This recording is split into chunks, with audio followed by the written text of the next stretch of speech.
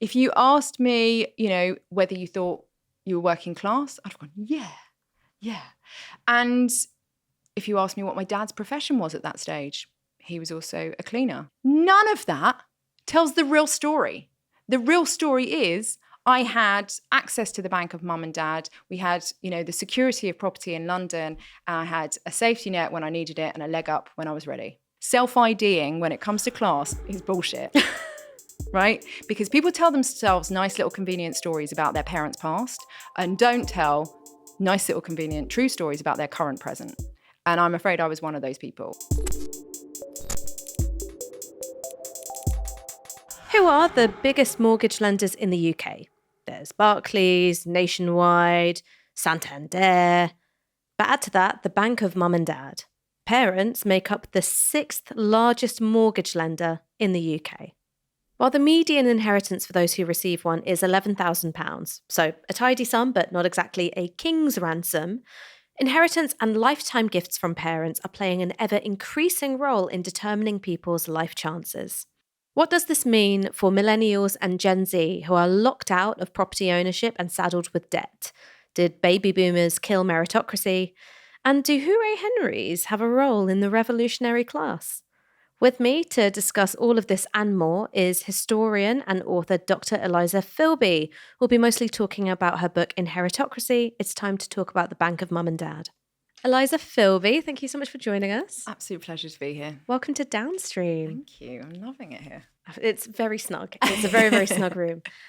So you're a historian by trade. How did you become interested in the idea of generational inequality and the idea of generations, in the first place? I think the short answer to that is I'm a millennial. Like, how could you not be interested in intergenerational unfairness? And to be precise, I'm a geriatric millennial. And I think I remember David Willetts's The Pinch coming out and that sparking the conversation throughout the 2010s, actually, really intensifying, I think, pre-Brexit, about how expensive it was to buy a house and how much cheaper it had been for our parents and the costs of education and perhaps the depleting rewards on that education and all of this dialogue that really was part of a national conversation but never really trickled down to politics and policies, actually. And I think that's because of the sort of stranglehold that the baby boomers had over the Conservative Party. But essentially, I was so sort of immersed in it, and then I was living it, right? So very, very, very, very clearly, my life was taking the trajectory where my father, he was a stay-at-home dad, very avant-garde in the 1980s. Wow. My mum was the breadwinner. He had 3 daughters that he was like, get that education. You can do as good as, and as well as any boy. And I was the kind of middle child, very conscientious, was the first one in my family to get a degree. Neek is what we'd call you. A what? A neek. What's a like neek? A nerd and a geek. Okay. Yeah. I don't know. I always sort of had this sort of veneer of cool. Or like tried to have this video. I was a sort of secret SWAT. Secret SWAT. All right. And the thing, I had a good time in my 20s and teens. Let's just put it like that. But like in that sense of like, I'm going to go to university, and this path to like getting a degree and being the first one in my family to get a degree will be like this sort of like solidifying of opportunity and security and reward. And it didn't really turn out like that at all. And I was so sort of interested and committed to my education that I didn't stop. I did a BA, an MA and a PhD, and then I became an academic. And I was an academic at a time when, the fees were going up and the sort of consumerism of education, but also the sort of like massive question marks that were sort of hovering. That was sort of like well. Pauperization of academics. So it sort of went from being like, this is so solidly a middle-class profession to, I know lecturers who've basically got the same terms and conditions as like a Deliveroo rider. Yes. So 50%, last time I read, I couldn't clarify recently what the statistic is, but around 50% of academic staff are contracted. They're not permanent staff. And if that was in the teaching profession in schools, there would be a national outcry, right? But because it's universities, everyone thinks, hey, you love what you do. You're really passionate about your subject. anyway, there's a complete lack of stability in academia. And I remember friends of mine, academics quite often couple up with other academics, and one would have a job in St Andrews and the other one would have a job in Exeter, and they'd like meet in the middle in Birmingham. That would be where their relationship would work. And it is this kind of hugely precarious job. But at the same time, there was a level of precarity that was coming in all sorts of jobs. Journalism, and being an obvious one, publishing, all sorts of areas in the 2010s because of the internet was impacting these traditional kind of creative knowledge, passion-fueled jobs. But the broader point I'm trying to make here is that I became interested in it because it was my story. And I wanted to go, hang on a minute. I've been really good at passing exams. I've done all the education stuff. And yet I'm 31 and I'm earning 10 grand working in a university. I'm still dependent on my parents. And the reason that I have opportunity is because they made some savvy property decisions in the 1980s, not because I could pass exams. And I was like, how has that happened? And that was the book. We're going to get to the property bit in a minute. But it's just something that occurred to me when we were talking is that, do you think that, the social status attached to journalist or academic, because it's still one of those jobs where you tell people like, oh, I'm a journalist, and people are like, oh, is that like the appeal is that there's this like legacy cultural capital, which is not in any way reflecting what the pay packet is anymore? Yeah, I mean, my husband's a journalist, so I have to be careful what I say. No, I'm I so see sorry it for you. No, right. No, but I see it. And I came out actually of academia, and I started dabbling in journalism after that. And I went in a really short space of time, getting like maybe £800 for an article. Right down to, I remember the last article I wrote, I got £100. It only went online and they didn't even edit it correctly and there were loads of mistakes in it. And I was like, where's all the sub-editors gone? And where's the pay gone? Like it was one of the reasons why I just thought this is not a career for me, because I was wanting to have children then and it was all sort of like totally lacking in good pay and stable conditions. But yeah, I think there is still a glamour and a misconception. I remember when I was working at university, and we'd have these open days, right? The big open days. And it was the showcase for the universities. And I saw over the course of 5 or 6 years, more and more parents show up, right? The parents were the really ones, the ones that were buying. And I remember my head of department saying to me, can you give us, the lecture you do on the 1980s? Because they'll love it. And I was like, why? Like they weren't around. Like they were. What's so fascinating to a 21-year-old about the 1980s? Like, they were born after Thatcher left Downing Street.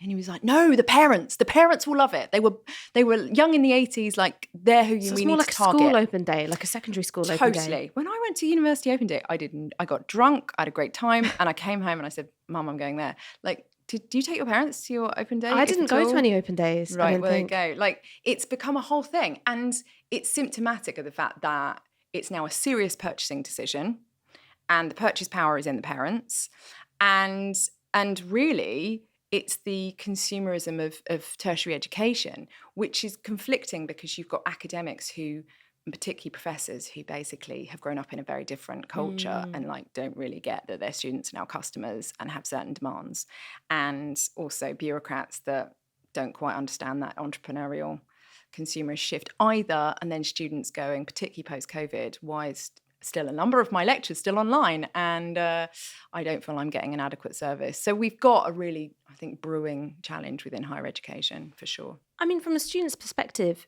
there's a certain rationality to it, which is I'm paying for a product. The product is my access to a different bit of the labour market. And I heard a great phrase earlier this week, which is, we're not here to fuck spiders. It's like, I'm not here to fuck spiders. Fuck spiders. I'm here for the stamp which says I can access this kind of job. Yeah, but two things there is that going back to the open day, the parents would be like really reverential and going, oh, hello, Dr. Filby. Hello, Professor. Yeah. Oh my God, we're back in uni and oh God, I feel young again. It's like their experience of uni was conditioning the kinds of conversations they were having with their kids. And their kids were like, Mum, Dad, it's changed, and I'm going to be leaving with 50 grand debt. Like the situation is all about, credentialism and really transactional and getting on the career ladder. That's changed so profoundly since the 90s. and through to now, where actually parents are more clued up, realizing the cost and going, oh, do you want to do that degree apprenticeship? Do you want to earn while you learn? Which is why actually they're harder to get on now than Oxbridge sort of, they're harder to get into than an Oxbridge college. And it's a lot of parent power, middle class sort of sharp elbows going, get that Rolls-Royce degree apprenticeship. And it's actually seen a declining number of kids, working class kids, getting on degree apprenticeships. And I think potentially is where higher education is going, is that more sort of earn while you learn model. I mean, we're talking in sort of like generational generalities. And I suppose my question for you as someone who studies this stuff is which ones are real and which ones are the product of like, you know, marketing. So, you know, you can sort of see that there's a difference between boomers and millennials if you talk about the generalities of their financial circumstances. Is there a big difference between millennials and Gen Z other than how we were raised to feel about skinny jeans? That's such an important point. I still love my skinny jeans. Don't say that in public. The Zoomers will come and get you. I know. I still have a pair. I think you're right. Look, there's the boxes, the segmentation that, you know, marketeers, the madmen of Madison Avenue in the 50s really sort of invented this idea of consumers fit into these age brackets and, you know, all boomers like this, all Gen Z is like this. And there's huge problems with that analysis, right? What I'm more interested in is charting the change, the generational, the economic story, the social, cultural, technological story, and teasing out the nuances, obviously, right? Which is why my story isn't the only story in the book. But it's really, really important to see the difference between millennials and Gen Z, because I think it really is. So the obvious point is that millennials grew up during the longest consumer boom in history. Gen Z grew up during the deepest recession since the Second World War. Now you say, hang on a minute, I'm a millennial. Well, okay, we're talking the broad categories here, but one sort of economic attitudes are shaped between the ages of 7 and 12.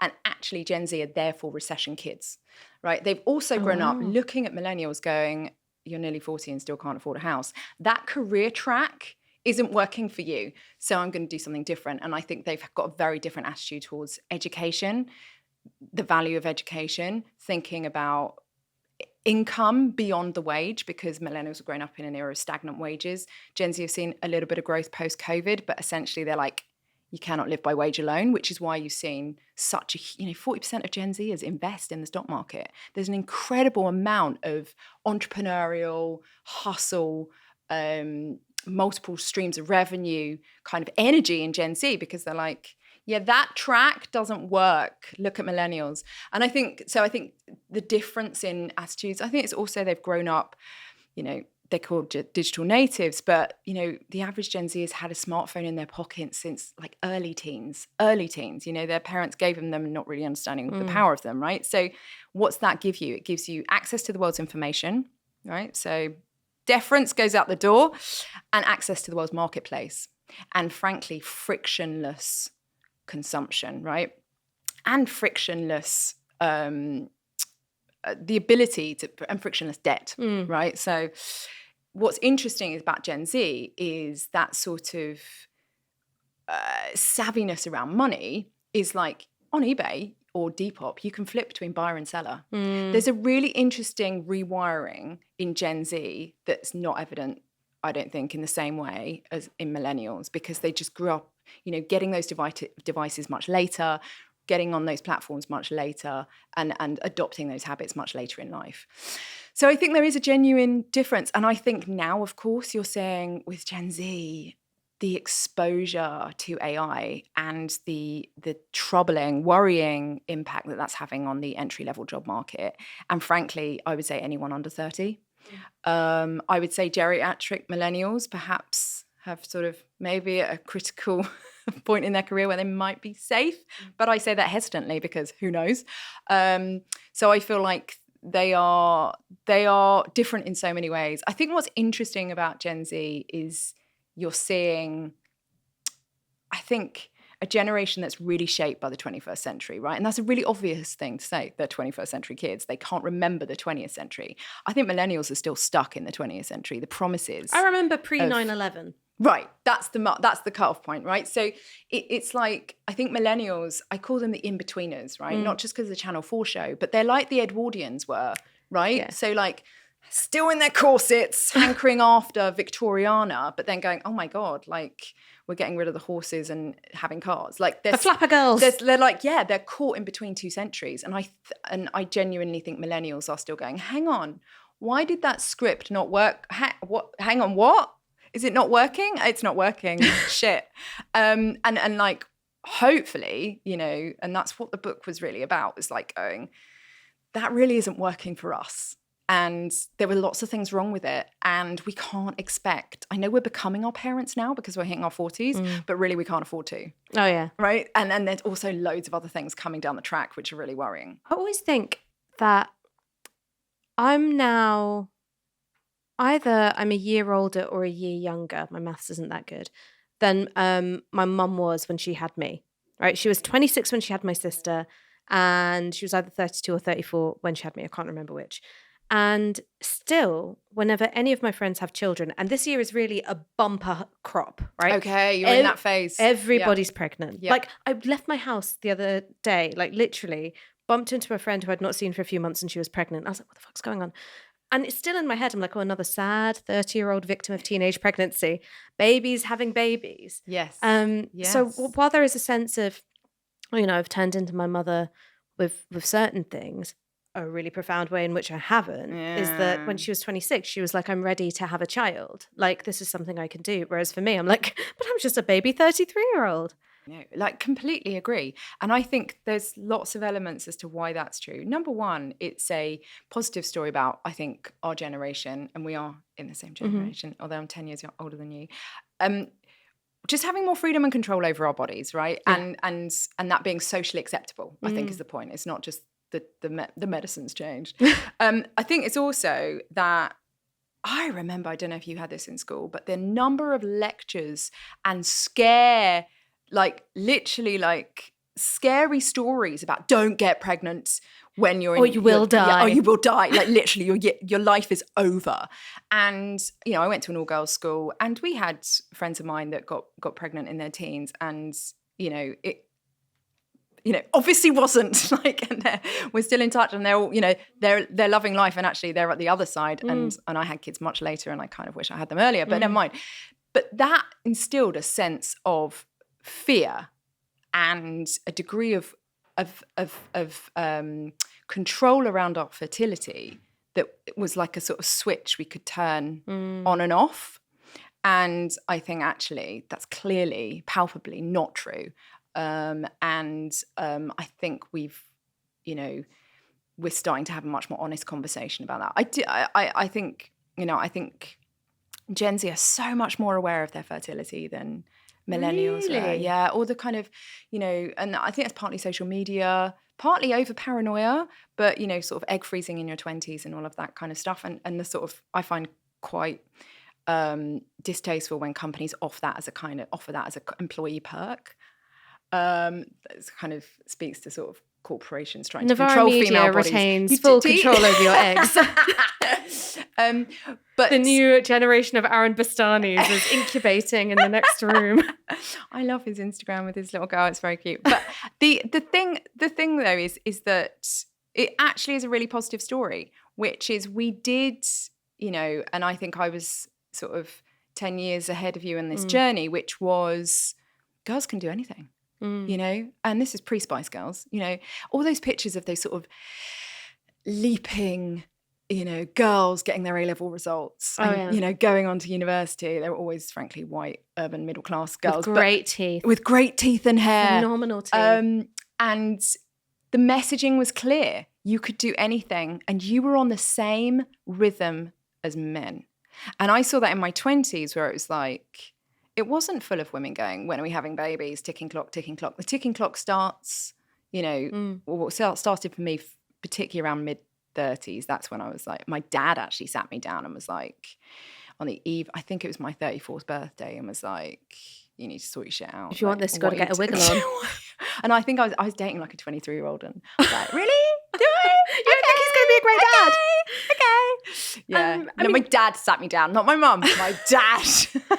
I want to talk about Inheritocracy because as well as being a book which is about socioeconomic inequalities, it is a profoundly autobiographical Yeah. book. Yeah. Your own experiences, that of your family, it's woven in there throughout in ways which I think are just in various ways which are just so fascinating to me.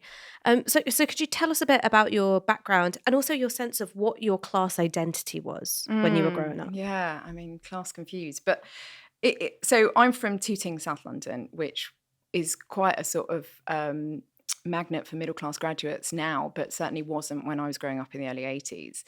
And yeah, it's a miracle that you pronounce the T's and the G. I know, that's learnt. But the thing that marked my family was, firstly, my grandfather was a compulsive gambler, and through a bet acquired our family home. My dad was an only child, so we grew up homeowners, right? To clarify on that point. But we also grew up, I would say, my dad failed his 11 plus, didn't succeed. He was a stay-at-home dad. He was a very interesting man and had lots of different sort of flirtations with art and film and all that kind of stuff.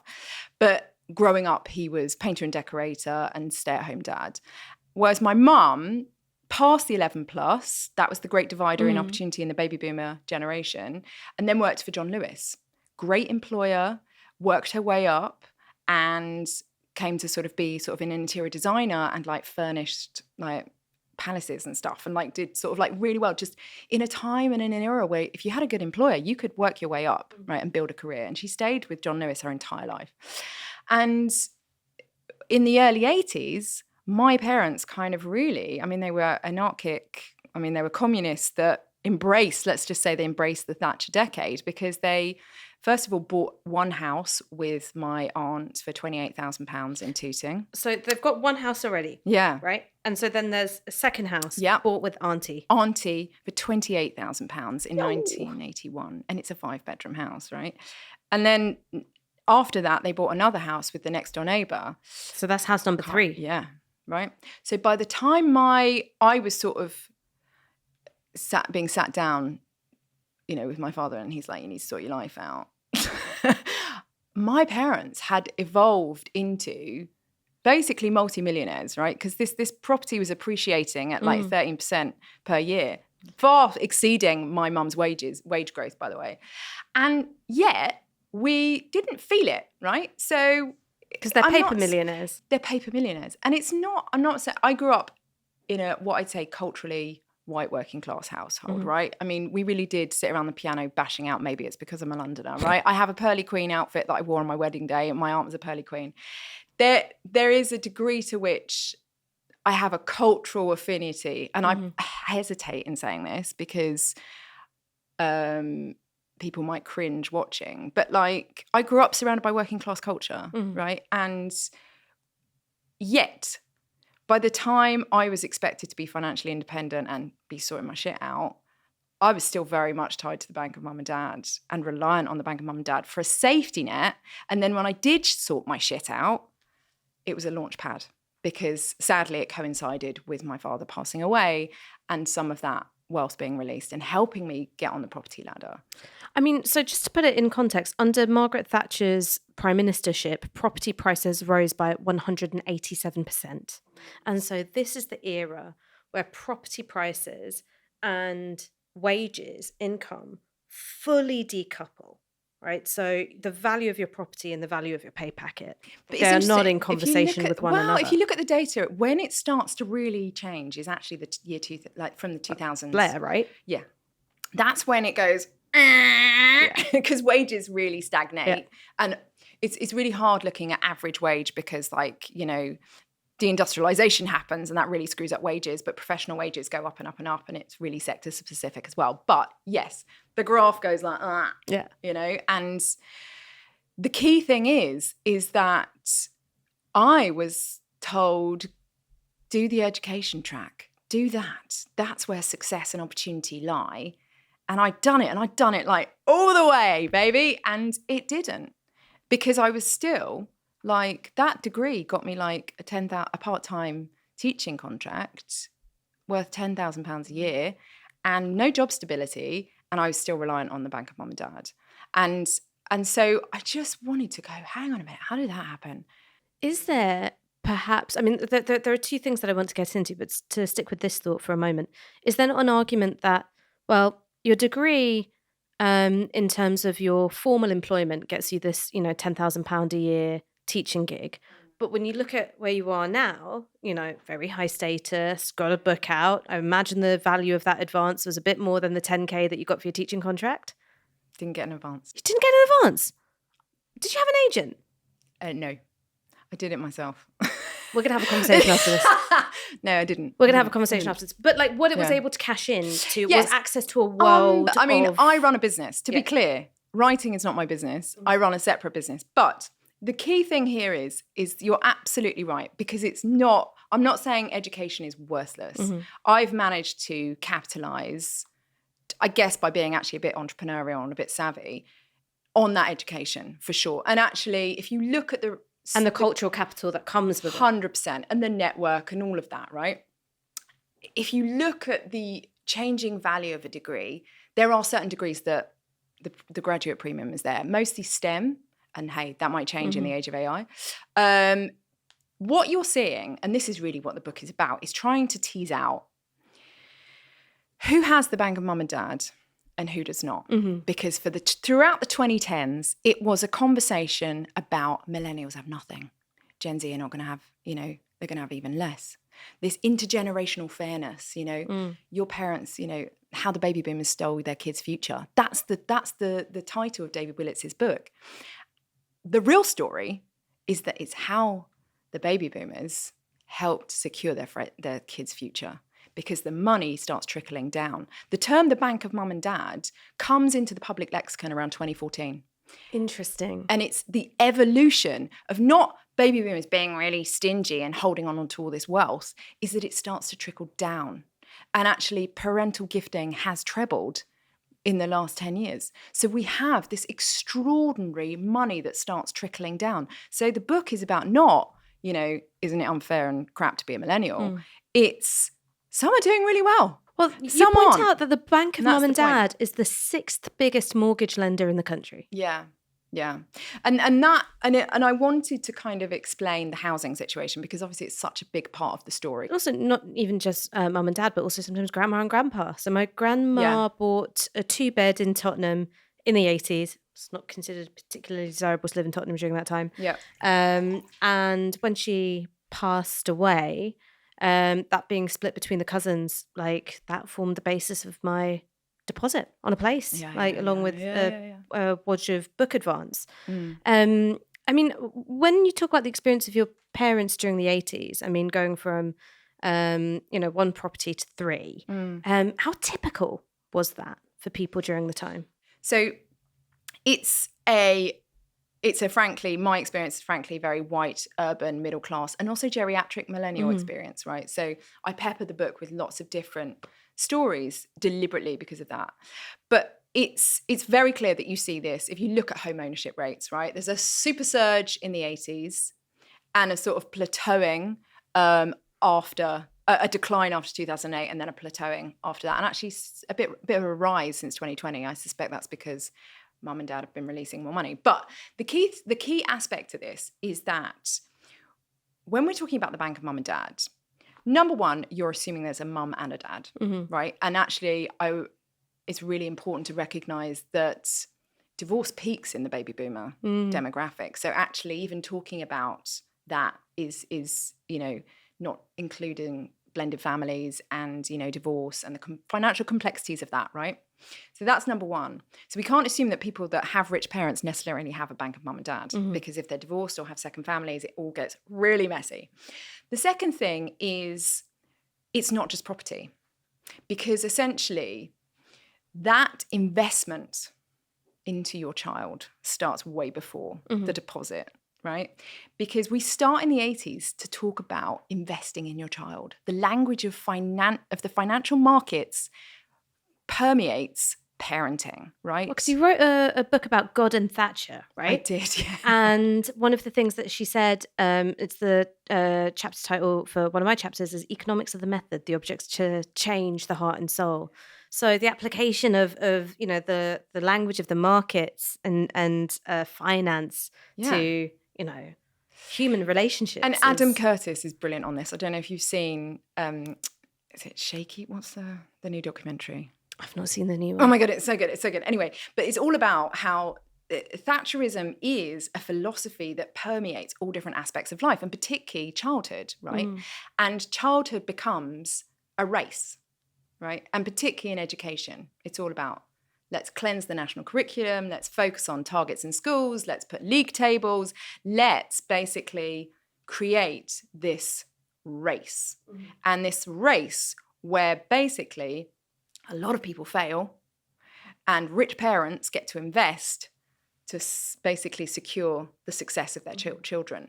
And so people start to move more for good schools than good jobs, right? And people start to invest lots of money in private tutoring, and the cost of private education goes up, but actually the state education system becomes not an equal market. It becomes a place where middle-class parents obviously are corrupting the local housing market if it's a good school and investing additional extras, particularly in the form of tutoring. It's like a top-up.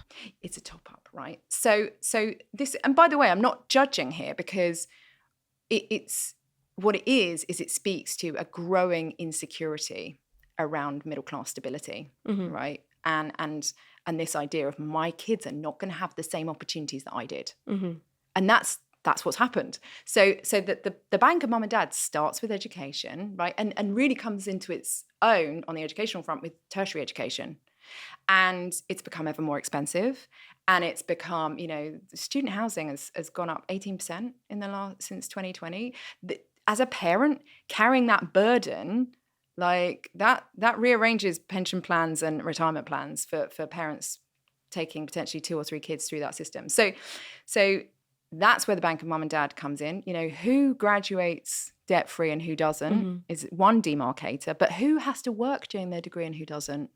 Who gets to only work during the holidays? Yeah. Yeah. Suddenly, the class division within universities becomes really stark. And it was there when I was at university. I went to Durham, trust me, there was a lot of class, town and gown divisions and Pashmimas on show and Hooray Henrys, etc. But the key thing is that it's gotten worse, not better.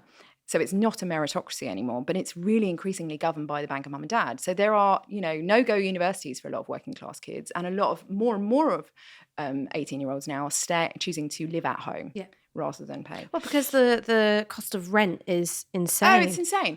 And the thing is that the bank of mum and dad sort of, then you will graduate and perhaps you don't graduate. Like where the bank of mum and dad is, are you at the hotel with mum and dad? Do you get to basically, stay rent-free and build a career in London or in a major city because you have that Do they access? live in a useful place for the kind of education that you got, the kinds of employment expectations that education creates? I grew up in a family that was definitely working class. We then did the jump through judicious and strategic marrying, very Jane Austen. But the jump happens, but the sort of bedrock of a lot of that middle class journey is, okay, well, we're in London. So there's London 100%. Property wealth. Yeah. And there's also London's access to middle class bourgeois spaces. Yes. And I think you just ingest stuff like posters on the tube. I mean, I do think growing up in London, and actually there's some recent data that we were looking at last week, which says if you're on, this was before Sadiq Khan universalised free school meals, by the way. If you were on free school meals in London, you were 10 times more likely to go to a high tariff university than someone on free school meals in the Northeast. And there is this kind of, basically level of opportunity and access that you have, even if you are obviously. But we also had the London Challenge, which I was a beneficiary of growing up. So even within generations, there are these differences, right? Yeah. So when you look at the sort of Thatcher and Major era, schools in London are actually underperforming, and because of we discovered God. Oh my God! To get into a good school. Oh really? yeah. Mashallah. I don't know which God it was, but mashallah. And one reason for this was you had racialized differentiation in outcomes, and so working class kids from black and brown backgrounds were often treated poorly by schools that didn't understand their backgrounds, little to no cultural sensitivity, and many of the sort of the problems of access and understanding that white and working class kids face, like they're also dealing with. So along comes the London Challenge. When did that come about? Blair era, right? And they just chuck money at London schools. Like really, it's like when a rapper goes to a strip club and it's like this. It was like this, but for the pupils of London. And I was a real beneficiary of that. I compare that. How much was that to do with middle class parents not being able to afford private education and wanting good schools, London schools for their kids? I think that's a part of it. There was also, Blair's focus on education. Yeah. That comes from a real belief they have in social mobility, like to what extent they could understand that social mobility in London for lower middle and middle class, professionals and their kids, that's different from, working class families in the deindustrialized heartlands. Because I compare it to my husband's experience of schooling. It was a pretty good school, Penistone Grammar, good school, but he was like, the other schools in the area were just so madly underfunded, and so and the message to 99% of the kids was, there's no point in us pushing you academically because you're not going to go to uni anyway. Like there was I know, but that's where the credentialism becomes so maddening, because you're basically writing off 50% of the school population. Huge. I mean, so like the way in which kids were made to feel that they were of low value. Yeah. And comparing, and this is one of the reasons why white and working class underachievement is so stubborn, particularly in the northeast, bits of Yorkshire and Humber, et cetera, is because London had the London Challenge. Right. There was no, Sunderland Challenge. There was no, Barnsley Challenge. Yeah. They were completely left out. But I think that the bank of mum and dad, basically, I try to write in the book, actually has many tentacles. It's like money over here, and the obvious one is housing. Yeah. But actually, it's education now. Increasingly, we're not living in a meritocracy. It's increasingly not just a deposit. It's rent payments. It's getting through the mortgage crisis. It's the cost of living crisis. It's, supporting you in your 20s when you're doing an internship and working for a low wage. Like, it's so many areas. And actually, the area, strangely, where the Bank of Mum and Dad is actually investing least is weddings, which traditionally was the area where, mum and dad would pay. And it's, I think it's sort of, now you're really now talking about the bank of grandma and granddad, because they're paying for childcare, or maybe, they're doing the childcare. They're doing the childcare, or they're, creating sort of, funds for grandkids, basically as a way of tax-free, efficient savings. So they're throughout the life course, it's not just about housing. It's a much bigger delineation of those that have that safety net and that springboard of the bank of mum and dad, and those that don't. And essentially I sum it up by saying, in an era where the market became dysfunctional and the state basically withdrew, the family stepped up. And it stepped up for upper middle class families, but also working class families, and I think that there's layers of privilege, to use that term. And it's a really complicated story, because you don't always get on with your parents, or you may be at some point supporting your parents, or it's not. I call it emotional capitalism, because it's like it's not this sort of big beast of the market just destroying people's lives. It's totally understandable. I really want to get into this latter point about the emotional dynamics, but just sort of you mentioned people supporting their parents. In many cultures, it's very normal for the child to, once they start earning, support their parents, even if their parents are still working. Yep. Particularly in working class families, it's normal, if you have to live with your parents, that you kick in for food or, a form of rent. Yeah, food and keep.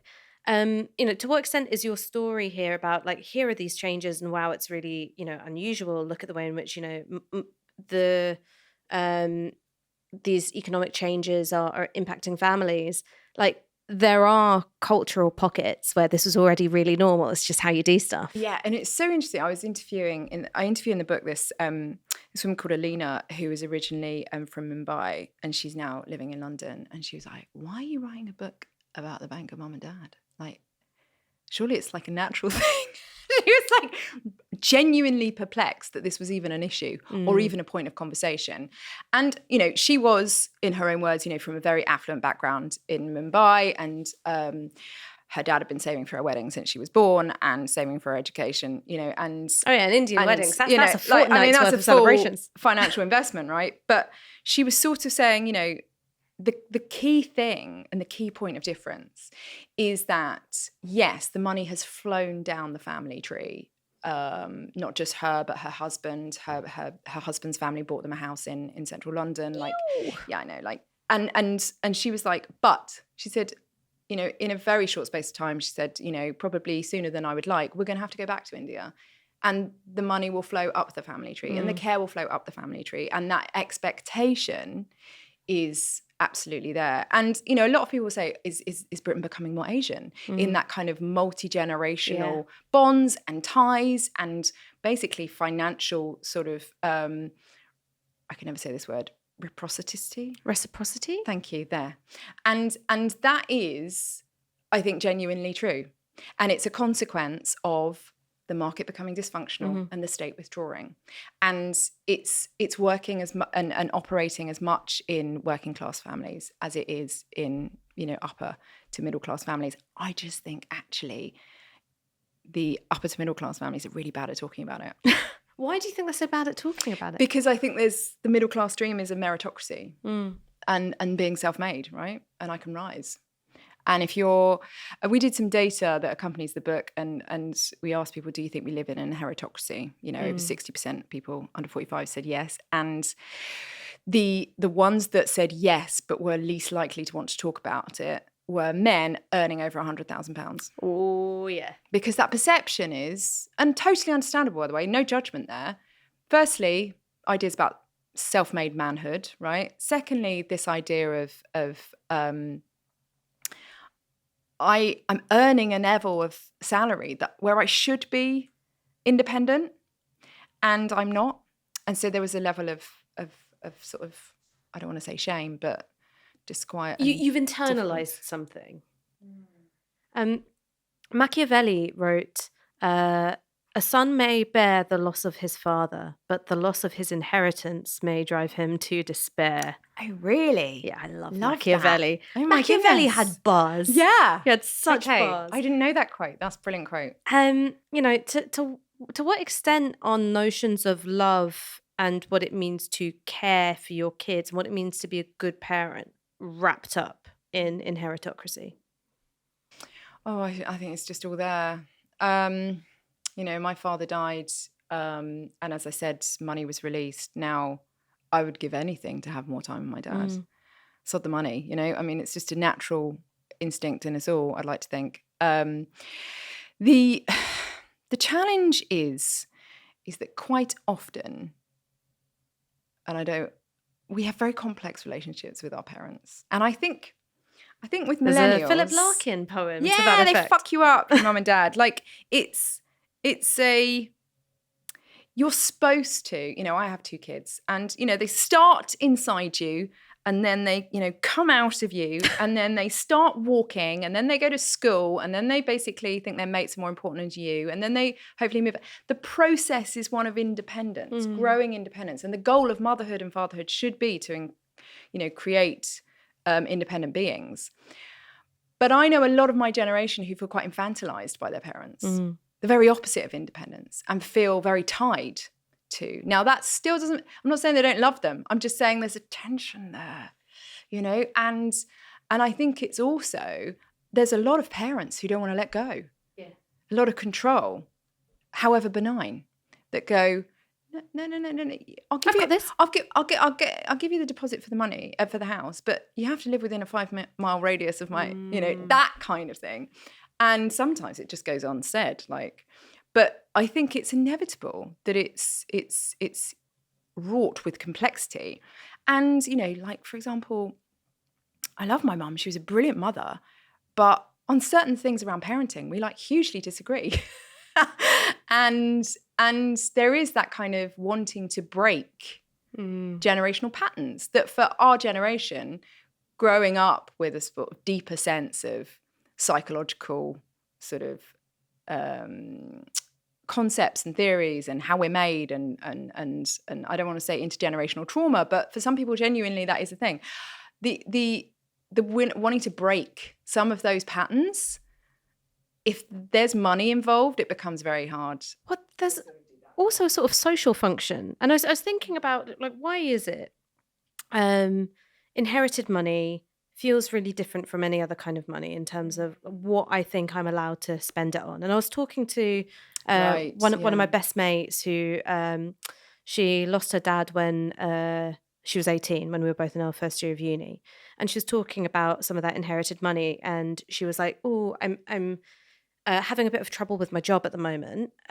So should I use this money that I've got in this pot, right, to sort of like cover this immediate shortfall? But hang on, that feels wildly irresponsible, and I feel like a bad daughter. I feel like I'm betraying his memory or something, because that was intended to be a deposit for a home." Similarly, when my grandmother passed away, I'm a communist. My grandmother was a communist, right? Really, I should be spending this on arming some factions. Do you know what I mean? Like chucking AK-47s up. Yeah. I'm going to be like, Broadwater Farm, rise up. I didn't. I put that into a house, right? Here I am doing the most capitalist thing of all. Is there something about, if you were not Margaret Thatcher, but Keith Joseph, right, has sort of ideological, the big sort beast. of power behind the throne. Yeah. You'd go, this is great. Economics are the method. The object is to change the soul. There's something in the nature of inheritance which turns you all conservative in how you use your money. Ooh, yeah. I mean, it's funny. I was talking to one financial advisor in the book, and she was like, I've just given some money to my kids from my dad who's just died, and they're not allowed to put it in crypto. They have to put it in an ISA. So I hadn't thought of it like that. I mean, I think there is a obligation that comes from inheritance, right? And a lot of this is to do with the fact that for a lot of us, our parents are first gen wealth, right? So they've never been heirs. My mum was not an heiress. She wasn't an heir. Like my dad. I've called my mum an heiress. Yeah, I know. Like she's a social worker. But like so, and a lot of baby boomers will say, "I worked really hard for this money." Right now, they did. Not denying that. But when house prices are increasing 13%. And you're not doing anything to the property, is that money earned? I mean, no. Right, no, right. So I'm not saying spunk it on, a Chanel handbag, because that money wasn't properly earned. But there is also like weird myths around this stuff. And it's part of the sort of, I think, sense of actually exceptionalism of the baby boomer generation. And this is why people say to me, well, they've always been inheritance. Like, what's the big deal? Nothing's changed. It's just a repeat of history. And I'm like, no, this really is exceptional. The amount of money, trillions of pounds, not just in the UK, but in the US, across Northern Europe, Australia, Canada, the amount of money in that baby boomer generation in property and pensions is exceptional. We're seeing the largest transference of wealth in human history.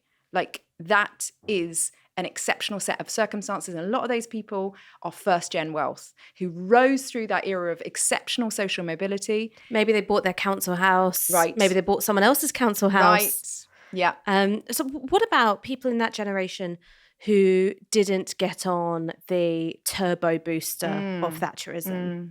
What's their story like? Yeah, exactly. And actually, when I was writing the book, I was like, oh, shit. Like, I've written a book called Inheritocracy, and it's really middle class. It's all about the middle class. And it's like the problem is what you're really seeing. And I realized actually when I finished the book was that it's really about the destruction of merit in the middle class. Like, and some people are able to sustain their kids through the decline of the meritocracy, and others are not. And that's why you're seeing downward social mobility amongst the middle class. But then what about the working class? Like, the book was kind of actually written to the middle class to understand like how privilege now works. And you're in that bubble talking about how much you have or how much you don't have from the bank of mum and dad. And there's a whole pocket over here of society that don't even think like that. Like, can't even imagine that, can't even see that. And actually I had a really good conversation with the Social Mobility Foundation and a lot of people there doing some really important work on the pathways to social mobility have just broken. You know, you can't start in a company as a cleaner and work your way up. You can't start in a shop on the shop tills and work your way up. You know, I'm sure there's exceptions here. I don't want to make crude generalizations, but there was a time when that genuinely did happen. You can't, you know, like you're saying, go seamlessly from a affordable rental to buying that property and building that wealth in the way that many people did with the council house revolution.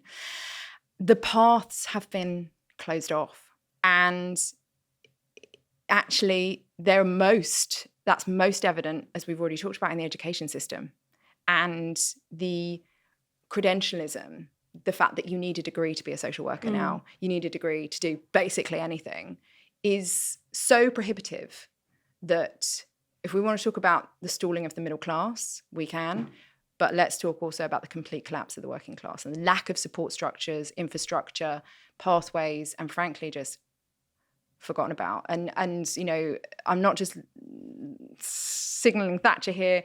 You know, Blair's sort of whole sort of cultural moment was we're all middle class. Let's send 50% of you to university. What about the other 50%? Margaret Thatcher was asked once what was her greatest achievement, and she said Tony Blair. Right. And so it's, and I kind of feel, okay, where's the optimism here? And I feel like the optimism is that we're reaching a really good point where we're all going, none of this works anymore. Right? All the things we were told to do, none of it's working anymore. And it's not only not working for the working class, it's not working for the middle class either. You know, even the Henrys on 100K are pissed off. I wrote an article about that. It was a deliberate provocation, which is those earning 100K are angry when they should feel they're doing really well. And the point is whether we're talking about tax, whether we're talking about affordability of housing, whether we're talking about childcare, all of these things, we're all going, none of it, what? Hang on a minute. Like, and that's a much healthier situation than perhaps the slight deluded state we were in the 2010s. Of like, or even before. It's like, oh, it's not working for all those other people, but it might work for me. Yeah, and it's okay because I'm charging my friend's rent, and my mum, you know, my mum's our landlady and she's really nice. You know, it's like they're I think I am definitely that person who was like, everything will be fine if I just do this. I just work really hard. Yeah. Let's talk about landlordism. What do you think about landlordism? Well, I can't talk because, you know, my mum was a landlady. But no, I mean, she wasn't an official landlady. She was my landlady. But I think actually, interestingly, the conversation is changing around property. You're already seeing, like, when people say housing ladder, it's not ladder, it's a leap, right? And it's a leap that people are no longer getting on this kind of ladder and working their way up the ladder. No. People aren't doing that anymore. They're leaping to a house they think that can sustain them in you know, the family setup or the personal setup they've got for a number of years. And they're getting 35-year mortgages and thinking, this is it now, I've done it. You know, and that's the success stories, right? So I think we are moving from a culture that for a long time has seen a home as an investment and is now being seen as a home. And so there's a sort of like weird coming back around. Yeah, I mean, I still think there's a sort of unhealthy obsession with home ownership. You know, and I have that as well. Like, give me some property porn any time of the day. But there is still this obsession with home ownership, which is very different, obviously, on the continent. Yeah, but that's because they've got things like lifelong secure tenancies. You can pass down tenancies. Yes, but also what's happened, you know, rightly or wrongly, has been the tightening of the restrictions and the growing, you know, rights of tenants. So actually a decline of the buy-to-let market, which exploded in the 2010s. And it's actually problematic, particularly in London, because it's one of the reasons why rents have gone up. But, you know, fixing bad with bad doesn't make good. So it's, Would you want to see more council housing built?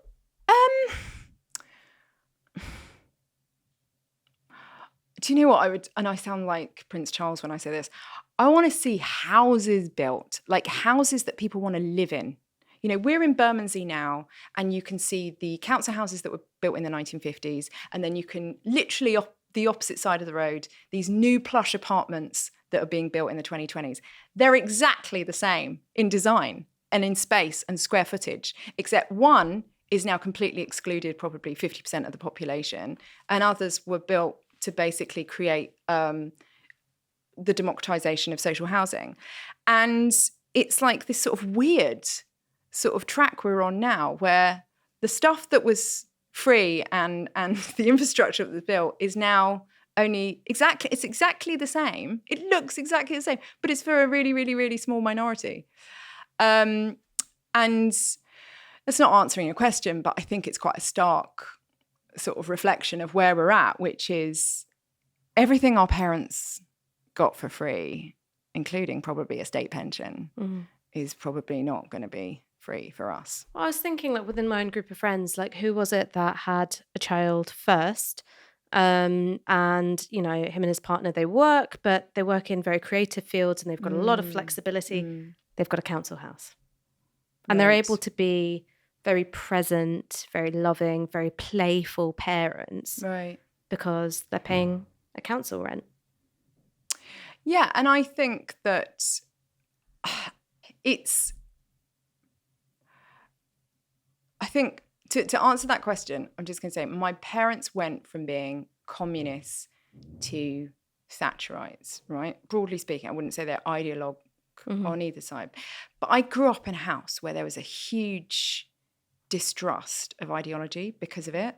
So by the time I was sort of early adulthood going, I'm going to be a Marxist, or, you know, my dad was like, the problem with the ideology, it sort of fucks you up in the end. It's like this sort of, I grew up in a very anti-ideological household, is what I'm trying to say, right? And, Do you see council housing as ideological? Well, no, that's the point, is that actually when we're talking about these issues, it feels like the infiltration of ideology makes going one way or the other on inheritance tax or council housing or mean you're in one camp or the other. Now, not at Novara Media because you dig nuance, but like there is a kind, it's so toxic when you're talking about inheritance tax or whether you're talking about council houses and actually I want what works. I mean, and I don't mean to be like sort of flippant there, but like I feel like this sort of romantic vision that we have of that period of 45 to 79 as the way to do things, I think is totally unrealistic. So I don't think we can afford to build. In fact, I know we can't afford to build like we did in the 1950s. So I think we need a new script, is what I'm saying. What would that be? I don't know. And I have to say, one of my sort of big sort of cop-outs that I ducked in the book was, so what do we do now?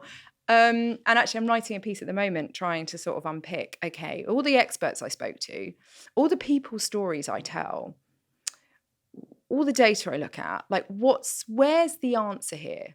For the individual that's been blaming his or herself for not making it or not achieving this or not achieving this, there's some comfort in knowing to what degree the system is governed by who your parents are, right? But what can they do next? And then to the political sort of arena, what's the kind of conversations we need to be having now? On the personal front, I spoke to a lot of what I call meritocratic millennials. They were really keen to talk to me. They were like, despite the inheritocracy, I've made it. And I was thinking, well, what is it that they all have in common? Number one, they don't live in London, right? That was pretty much across the board. All I talked to, the people that have made it didn't live in London. Number two, quite often they'd done STEM subjects at university or had built their own business.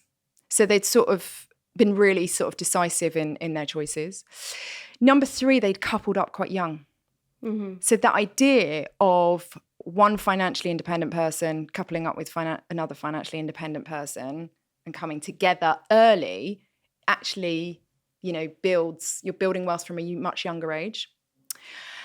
They also had a real responsibility to their parents. So they're quite often supporting their parents, huge motivation. So less basically dicking around, more focus. They were also hugely empowered by financial education. So we've seen an explosion in financial advisors and on social media and people like, FinTalk and, crypto bros and all this kind of stuff. And I think as a consequence of people going, do you know, I wasn't taught this stuff in school. Capitalism has been dysfunctional since 2008. Financial advice is really expensive and inaccessible. I'm going to find out for myself. And I have the world's information in my pocket at a time when wages are stalling. What should I be doing with my money? And the number of people that I spoke to were like, I'm taking control of my money because I don't trust my employer. I don't trust, financial advisory network. I want to be able to educate myself on money and know what tax band I should be, do you know what I mean? Like that really like intricate understanding of knowledge, of money. And I think those things are collectively quite an empowering set of stories in the book. On the politics, I'm going to come to you answering your question.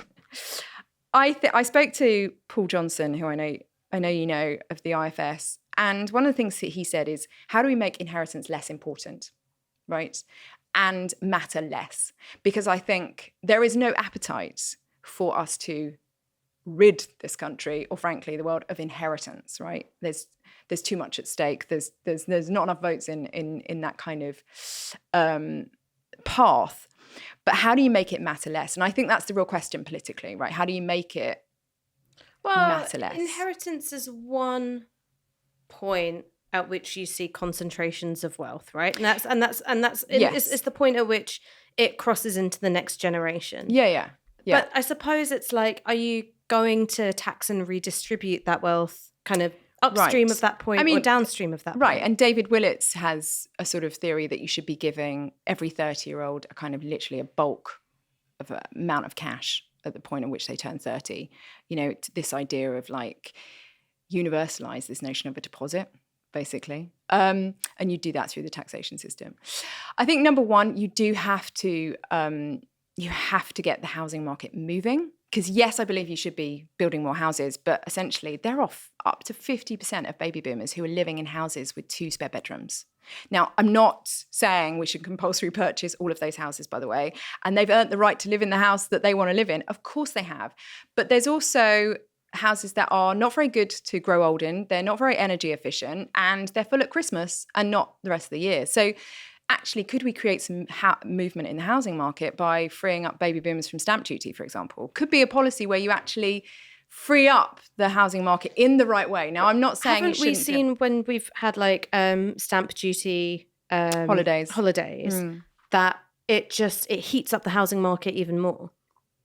So what we've seen is like house prices go up even faster during that period of time because people go... Quite possibly. I'm not an expert on housing. I wouldn't even pretend to. But I do think there's a genuine challenge of a lot of people who are mortgage-free, and that money is potentially and can be released back into the economy rather than just passed down at the point of death to their kids. I think there also needs to be a complete reevaluation of education. I think it's now madness to be saddling 21-year-olds with 50k debt for a degree that's not going to see them through a career that's going to be dominated by the disruptive influence of AI. So more degree apprenticeships, but also we need a learning for life budget. Like, we are going to have to upskill. We are all rapidly de-skilling at a worrying pace. How do we upskill? Who's going to pay for that? Because companies do not currently upskill their employees, right? Most learning and development departments do nada, right? The individual can't pay for it because they've already paid for and the state is not going to pay for upskilling of workers, and I think there is like fixing that challenge is really, really, I think, one of the most important things we can do. And I think more broadly than that, I think we need to just, and without getting too much into the detail here, we need to tax wealth, not wage, and it's absolutely, even for the Henrys who are on 100k, decrying the fact that so much of their wage is taxed is linked to obviously like childcare benefits and all this kind of stuff, the thresholds and the fiscal drag and all this kind of stuff is all of that tinkering with various edges of that system. It's so complicated. It's so bizarre to me that we need growth. We need a vibrant economy, and we are taxing wage and not wealth. Now, I do think we need wealth creators. I do think we need wealthy people in this country. I do think we need, it's not about scaring all the millionaires away. You can debate me on that point, by the way. I'm sure you will. But there is a point. Billionaires. I've got the bigger problem with. Okay, yeah. That we shouldn't they shouldn't exist. Right. But the point is that we have strangely, under a Tory government, seen this inheritance economy that actually does feel quite anti-capitalist. Well, this is something that I've been thinking about a lot. Yeah. Capitalism is not the same as markets and competition. Mm-hmm. And I think that the stage of capitalism we're in is actually not about free, open and transparent competition. Think about what a market is, where you can see all the traders and what they're doing. It's about regulating access to the space of the market, monopoly and concentrations of wealth. Yeah, I mean, Grace... So that's capitalism. Grace Blakely writes about this, isn't she? And markets and vulture capitalism. capitalism. But that's where I think council housing comes into it, which is look at what's happened when you don't have the private sector having to compete with the state sector. You've seen rent prices just absolutely spiral. The quality of housing hasn't really gone up in that time. I mean, you're seeing former local authority flats now being rented out by private landlords for upwards of, £1,000, £1,200 a month. Like that as being a minimum. Insane bidding wars for what would have once been, 124 or something like that. But then, yes, but there's all sorts of other I do think that, rents are absurd and there's all sorts of factors that is pushing those rents going higher and higher. But I think we are at a really good point where, and I think people thought that the point was maybe in the aftermath of the 2008 financial crisis, and people maybe thought that the moment was the election of Corbyn. I think actually we're in a much healthier place now in realising truly how screwed we are. And I know that sounds sort of counterintuitive, but I genuinely feel like society, if history teaches you one thing, is that you always have to get to the real point of crisis, really, really, really bad, for things to change. Crisis plus mass conscription. Right, yeah, gosh, yeah. That's how revolutions happen. Yeah. That's how they happen. But there is, and it's particularly acute amongst the under 45s, which, I'm under 45. I don't classify myself as young anymore. But, apparently when it comes to voting, I'm still young. And that idea of none of it's working is quite a powerful way of bringing people together. The Henrys and the Dinos and, whatever labels you want to give people in society. But actually there is a collective sense that things aren't working and we're broke. And, I have a fear that this Labour government will be in the midst of a slow car crash. And I have a fear that, people's misgivings and anger will be directed in quite awful ways. But I do genuinely think we're in a better place in terms of that realisation. So you're saying arm the hooray Henrys? No, God, no. But there, in terms of young people, we are, I think, realising the 21st century looks a hell of a lot different to the 20th. And that, Inheritocracy is part of that, right? And actually knowing that you may be a beneficiary of the inheritocracy, but you're still screwed, You asked about class confusion, and I use the example of the book, again, of me, because I think it's valid. If you asked me at 31, what's your educational status? Well, I was the first person in my family to get a degree. If you'd have asked me how much I was earning 10K. I also had a cleaning job on the side. If you asked me, whether you thought you were working class, I'd have gone, yeah. And if you asked me what my dad's profession was at that stage, he was also a cleaner. That was the last job he had. None of that tells the real story. The real story is I had access to the bank of mum and dad. We had, the security of property in London. And I had a safety net when I needed it and a leg up when I was ready. And that's where the confusion is, that we need to start actually asking different questions almost and having different definitions. Self-IDing when it comes to class is bullshit, right? Because people tell themselves nice little convenient stories about their parents' past and don't tell nice little convenient true stories about their current present. And I'm afraid I was one of those people. And that's what I wanted to kind of reveal is the hypocrisy in a lot of these kind of class narratives and actually a realization that there's a new story that's happened in the last 20 years. And I think the more we talk about it, and that's why I wanted to give my story, because I was like, there's no way I can write about this without telling my own story. Like, that's really hypocritical. And the more we're open about it, like, you're a communist who used your grandma's deposit for a house, the better. It's better within families. It's better within friendship groups. I mean, like, I can't tell. I was talking to one Gen Z the other day and she was like, hen parties. Oh my goodness. Like, if you want to reveal the economic disparity in your friendship groups, have a wedding. It's totally, and especially the way weddings happen today, like 3-day events in a foreign place with lots of money and lots of flights. And something out of Succession. Yeah. It's all for social, it's like this whole fanfare that's really expensive. She was like, her wedding, her happiness, her milestone is going to cost me $2,000. And we had a house party and it was BYOB. Yeah, that's cool. That's cool. It's that kind of, we need to talk about it in our friendship groups as well. I mean, one of the girls I interviewed in the book, she was like, I'm so glad I don't have rich friends. She was like, really hate them. I really hate them. And another woman that I talk about, she interviewed in the book, she was like, do you know what? We turned 30 and like literally houses started falling out the sky. Yeah. She was like, just this money just appeared like at their door. It was a direct debit, like boom. I mean, so I guess this is the sort of like last question, and it's really about the book and seeing the book as a form of autobiography. Is that if you have that sort of middle class journey, right?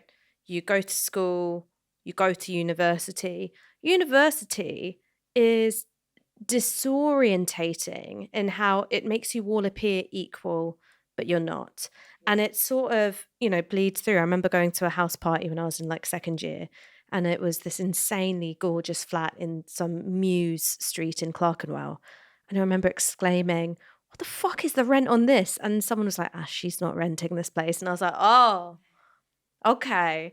But there's a sort of like false equalizer. And then, when you're in your 20s and, you're cobbling together different jobs, like, maybe you're still in training as well. You're living in house shares.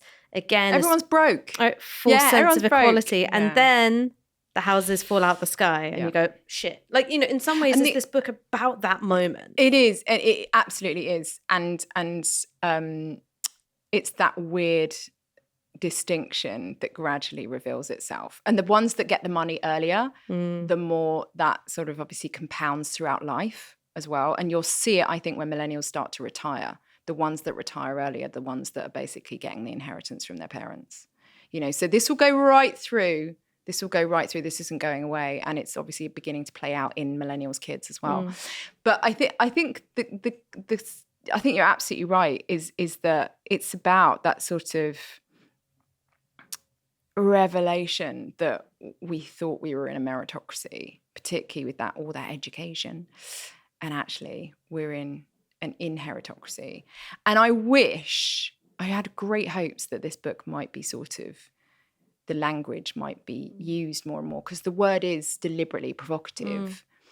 And I think I wanted it to be, it's not a particularly controversial book, right? I mean, it's personal deliberately. The bit which I thought was advocating for a Bolshevik revolution was really...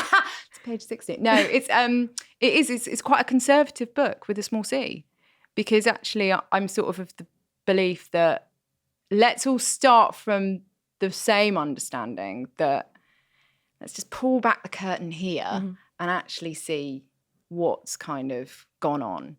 And then we can start have a proper conversation about solutions. Well, look, this is a great place to wrap up. I'm going to call my mum and ask her how long she's planning on living. Dr. Eliza Filby, thank you so much for joining us on Downstream. Thank you. That was so fun.